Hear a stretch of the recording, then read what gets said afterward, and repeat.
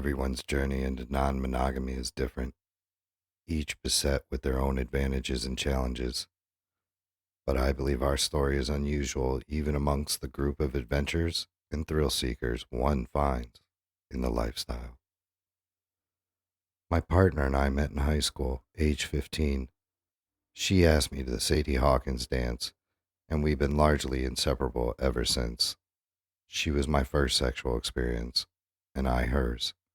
We remained monogamous to our wedding almost 10 years later, and we remained faithful to one another to our 20th wedding anniversary. She was my first, and I hers, and our only, for almost 30 years. We had more than our fair share of challenges, several cross country moves, the joys and pitfalls of parenthood twice over, financial struggles, family conflicts, and finally, my cancer diagnosis in the 14th year. We struggled, but we prevailed. We came out on the other side with a secure, healthy family and almost a fairy tale lifelong love. And I was cancer free. When you're as intimate with a person through formative adulthood and decades after, it's almost as if you lived several lifetimes together. We always remained steadfast with one another, though, and we became new friends and lovers again and again along the way. By the time we'd reached the summer of our 20th year of marriage, with cancer and the major challenges of parenthood largely behind us, we could finally focus on each other again.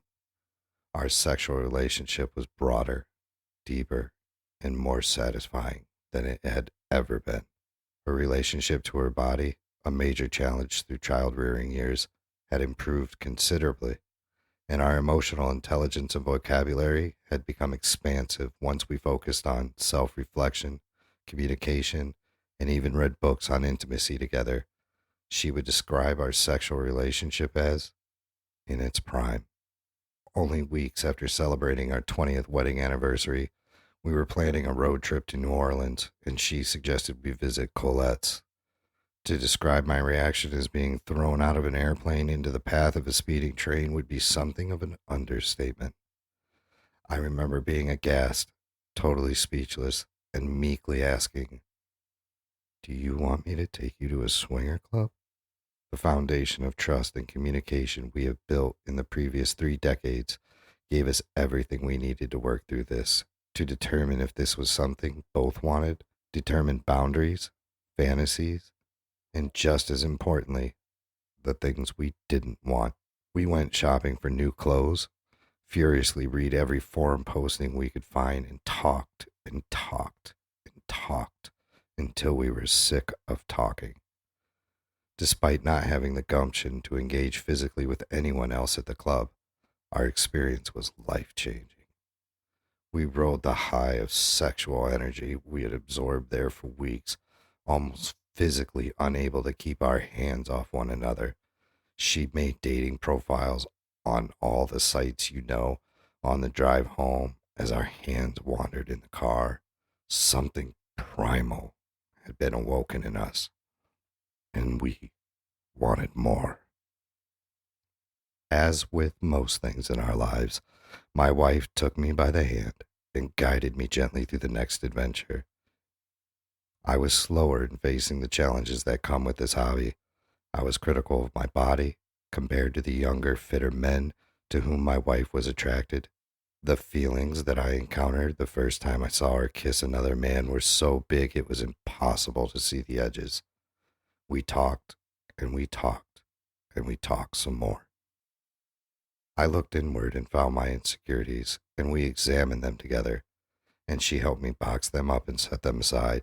She encouraged me, and I realized not only was this for us, it really was for us and no one else.